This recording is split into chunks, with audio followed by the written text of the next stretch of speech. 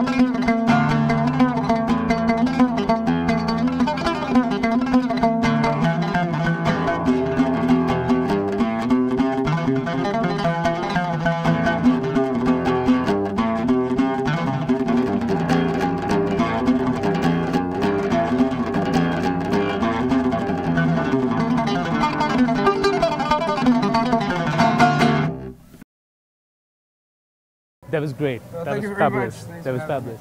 So how are you? So, I'm fine. How are you? I'm going to ask you a couple of questions. We met last year at RIF. Yes, we met last year at this very festival at RIF at Umaid Bhawan. So I'm going to ask you a couple of questions taking off from what we spoke about there. I remember back then we were sharing beer and we were joking about, we were talking about the ARIA awards. We were talking about what it would cost, what it could possibly mean to get one or not get one. I mean, and now that you've won the ARIA award, what do you think it does do to a musician's career, an award like that? I think, look, receiving any type of award is really, you know, it's something that's great, and it's always great to be recognised by your peers. But I think, you know, it doesn't change anything if you really have a passion for what you do. So, you know, winning an ARIA or not winning an ARIA doesn't give me drive. It's a great and a beautiful honour, and it's very not very many people get an ARIA award, and that's such an honour for me that judges or people in the industry have seemed me fit to receive one. But I don't think it changes any attitude towards music. I love music and I love the award, and I'm very passionate about it. And receiving an award or not receiving an award won't change that necessarily. But I'll probably stop making albums now that I've got one. Right. Let's talk about the Oud. Let's talk about the instrument that you play, and I mean, which seems to come, and you play it, and it seems to come from an unlikely place because you're an Australian. Right, and this is a traditional instrument. So tell us a bit about this instrument and what drew you to it. Well, my origin is Egyptian, so this is a very, you know, an instrument that's ingrained in Egyptian culture. In the Middle East, and in the Middle East, it's seen as the king of all instruments. And I like how we can make that claim and just annoy every other instrumentalist. You go, well, this is the king of all instruments. Right. Once you create that, once you're the first person to create that sentence, that's it. Right, you're that's in trouble it. unless That's you go it. emperor and things. King is pretty good. Right. So it's like the pyramids. Sultan. Right. Yeah, you know, let's forget it. So yeah, exactly. So right. So basically, look, it's a beautiful instrument. It's something that I'm drawn to culturally. It's something that my origins are built in, and my grandfather used to play. So I knew of him, and I knew that he played music, and so that was a way of me connecting with my culture. Of course, my accent is very Australian, but I love that as well because Australia has also shaped me into the musician I am. I'm pretty sure if I was playing the oud anywhere else or learnt anywhere else, I would have had a totally different sound. Where I'm very happy with what I've been able to, the people that I've met and the people that I've been able to collaborate with, and so it's, you know, Australia has given me a platform to meeting musicians, to listening to all different types of other music. It's such a wealth, you know, we're such a multicultural place, and so by having, you know, you know, being able to see people in society functioning normal with great musicians, it's something that you learn off and something you pick up. So I think I like to think of my oud playing as a global style, but global in the sense that it's come from Australia, and that Australia has very much shaped the oud player I am. Right. It's very interesting, actually. It's something I hope I get picked up by the Australian Tourist Board. Come on, there's got to be an endorsement in there somewhere. Go to Australia. Yeah. Right.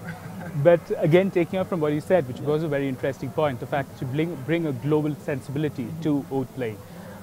Let's go on from there to collaborations, because that's what this festival is about too. And the last time I'd met you, you had just begun to collaborate. I think it was about a day, or maybe you just begun to collaborate with some Rajasthani folk musicians. And what was that like? And now that you're here again, I mean, have you picked up on that journey? What do you feel there? What do you have to say about that? I've always had an interest in Indian music. Again, we have a wealth of great Indian musicians. I was actually very lucky to perform with Zakir Hussain and well, Ustad Zakir Hussain and Ustad Sultan Khan on Sarangi. So I was exposed to him, and it's very funny because I visited his house yesterday. Unfortunately, I didn't realize that he'd actually passed away last year. So. But I was able to visit his house accidentally through someone, and I said, "Oh, actually, hang on, I played with this guy." So they were very happy to hear that. But it's amazing that he comes from this region, and so that was about 10 years ago. So I've had an interest in Indian music. There's a very big emotional depth in Indian music, and it has a very big parallel with Arabic. You know, that depth of emotion, that depth of poetry, and that depth of culture. And so when you have that, it's very easy to collaborate when you meet people with the same amount of depth. So I think being in this area, especially, you know, I don't think there's a more beautiful setting to have a festival. Really, it's amazing hub of art and a symbol of what humans have been able to achieve artistically in architecture and in construction. So not only musically and culturally, but the whole environment adds to what you learn and what you feel and what you want to present. So. Definitely, I think a big part of it is environment. So not just musically, meeting fantastic people and becoming friends with them and becoming colleagues musically. It's also about the environment and the weather and how that affects you as a player. Right. Cheers to that, and it's great to have you here. Thank you very much. Thank you so much. Thanks for having me. Cheers. Thank you. BalconyTV.